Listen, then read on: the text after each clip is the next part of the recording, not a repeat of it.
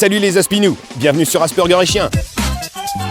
Bon, l'heure est grave. Dans le cadre du concours des 1000 abonnés, il reste plus que 50 places. Autant dire qu'il n'y en aura pas pour tout le monde. Souhaites-tu faire partie de l'élite qui a contribué à la maximale jouissance du promeneur? Non mais je dis ça parce qu'un jour on sera 10 000, voire plus. Moi j'ai étudié YouTube, de fond en comble. Je me suis enfermé pendant 3 semaines pour bien comprendre comment peser lourd dans le game. Chaque jour j'ai mené l'enquête. J'essayais de comprendre la face cachée de ce média. Comment faire référencer sa chaîne? Comment faire en sorte qu'elle existe? Comment faire en sorte qu'elle soit proposée? Plusieurs stratégies s'offrent à moi. Jouer aux jeux vidéo tout en insultant des gens. Saloperie de gredin à la gomme.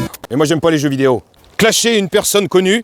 Ouais Booba, t'as une petite bite de tes morts. Mais s'il vient me casser la gueule, je ferai moins de malin. Ou alors faire un bad buzz. Bonjour les amis, aujourd'hui je tente un défi. Je vais me diriger près d'une petite école et je vais montrer mon non, ça va être censuré. C'est quoi, c'est pas très catholique? C'est pas ça, c'est que sur YouTube, il y a des mots-clés qu'il faut pas dire, sinon ta vidéo est censurée. D'accord, je la refais. Je vais vous présenter Armageddon. On s'en fout que ce soit choquant ou pas. Ce qui compte, c'est le nombre de clics. Parce que l'algorithme, il s'en fout que ce soit pouce là ou pouce là. Et avec tous ces clics, je vais me faire plein de pognon. 1 euro les 1000 vues. Mais d'abord, ta chaîne doit être éligible au programme de monétisation. Et comment il faut faire? Faut que tu comptabilises plus de 4000 heures de vues sur tes vidéos. Facile. Mais ça commence à partir du moment où t'as 1000 abonnés. Difficile. Bref, je suis parti en cacahuète ces derniers temps. En fait, à la base, il y avait 2 choses. J'ai juste envie d'avoir 1000 abonnés pour le plaisir de voir les 3 zéros. Et j'avais aussi envie que ma chaîne soit un petit peu connue. Qu'on puisse tomber dessus en faisant des recherches. Alors j'ai regardé sur l'interface d'administration de mon YouTube, le Google Analytics, histoire de voir où j'en suis. Et j'ai trouvé une option qui permet de voir les occurrences qui ont été tapées sur Internet et qui ont amené à ma chaîne. En général, ça vient de Facebook ou des réseaux où je suis déjà. Mais il y a quand même un gars qui est tombé sur ma chaîne après avoir tapé « cuisinier suicide ». Je sais pas ce qui est le plus étrange, de tomber sur le promeneur de chiens alors que tu fais une recherche sur un cuisinier suicidé, ou d'avoir idée de faire une recherche YouTube sur un cuisinier suicidé. En fait, ça montre juste que la réussite d'une chaîne ne dépend pas forcément de la bonne volonté, de la sincérité, du talent, bref. Mais ça dépend aussi de l'électronique. Et pour ça, faut que tu mettes un maximum de tags, mon gars. Mais en fait, comme j'ai pas de demi-mesure, c'est parti dans une espèce d'obsession. Je suis rentré dans les bas-fonds de YouTube, non pas pour voir du contenu, mais pour comprendre la logique des contenus. Ce qui fait frétiller l'algorithme. Et du coup, en fait, ça m'a pris la tête. En fait, c'est pas un monde pour moi, c'est trop anxiogène. Du coup, j'ai senti que ça me montait un petit peu au cerveau. Et du coup, ma femme a réagi. T'es encore en train de partir en live? Putain, comment on fait un live? J'arrive pas, y a pas de son. Souvent, je remarque que c'est au moment où les proches commencent à réagir que moi-même, je sens que de toute façon, je suis en train de déborder. C'est particulièrement pénible ce rapport au monde tout ou rien. D'être toujours dans les extrêmes. C'est pénible pour soi parce que t'es incapable de rien faire d'autre ni de penser à autre chose. Et c'est surtout pénible pour l'entourage qui a l'impression de vivre avec un zombie. Mais bon, ça va parce qu'en général, quand je commence à poser des mots sur les choses, c'est que finalement, c'est en train de s'arranger. Avant, j'en suis incapable parce que je suis complètement happé. Après, là où je suis bon avec YouTube, c'est que je balance souvent du contenu. Ça, c'est une bonne stratégie pour que l'algorithme te remarque.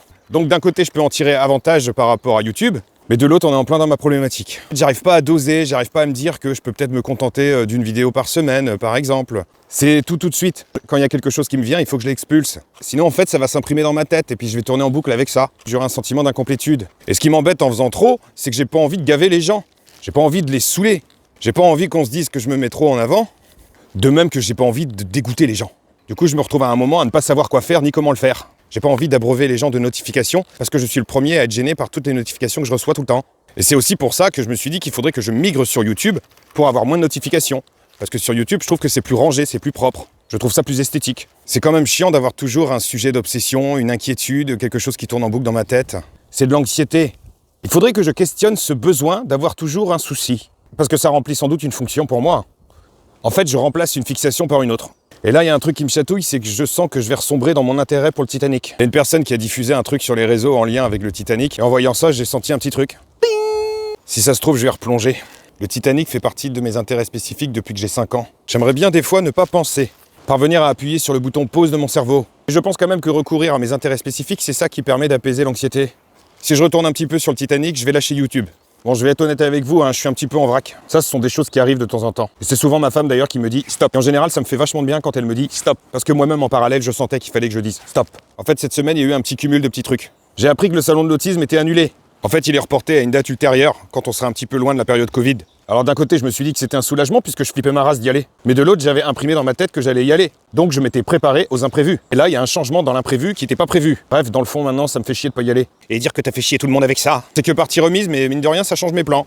En fait, un autiste, s'il se prépare dans sa tête à avoir des problèmes, il les gérera mieux. Faut juste qu'il puisse avoir le temps d'anticiper un maximum tous les scénarios possibles. Moi, j'avais pas anticipé le scénario que ce serait annulé. Sinon, j'ai une autre façon de me préparer à des situations compliquées, c'est que je les ritualise en fait. En fonction de certains contextes, je vais remettre en place les mêmes mécanismes, qui peuvent se traduire parfois par des stéréotypies. Il y a une personne de mon entourage qui m'a reproché mes stéréotypies. Pourquoi tu fais tout le temps ça à chaque fois que tu viens? Ça m'a déstabilisé. En fait, si je fais ça, c'est que je sais jamais comment tu vas m'accueillir. Ça me fait comme un bouclier de protection en amont de la rencontre. Donc oui, je vais avoir une manière de me comporter particulière. Ce sera dans la tonalité de la voix, parfois la posture. Ma porte d'entrée relationnelle est fonction des inquiétudes que peuvent générer le fait d'être en relation avec des gens lunatiques. Du coup, ça m'a perturbé, ça. Et après, j'étais en boucle avec ça. Pourquoi il m'a dit ça? Pourquoi il m'a dit ça? Pourquoi il m'a dit ça? C'est typiquement dans ce genre de situation que j'en ai marre d'être autiste. Parce que je fais toujours en sorte de ne pas blesser les gens, et les gens, ils me blessent. Je suis pleinement conscient qu'avec chaque personne de mon entourage, il y a une espèce de codification, et une espèce de procédure qui est mise en place. Ça dépend de ce que j'ai compris de la relation, de ce que j'ai compris de la personnalité des gens que j'ai en face. Et ce qui m'ennuie, c'est qu'on va me reprocher ces petites bizarreries, alors que très sincèrement, c'est ma manière à moi de montrer que j'ai envie que l'échange se passe bien. En tout cas, pour cette personne, c'était pas le jour de lui proposer de participer au concours des 1000 abonnés. Cette semaine, il y a eu plein de petits couacs. Heureusement, j'ai le week-end pour me reposer. Ah bah non! Il y a du monde à la maison.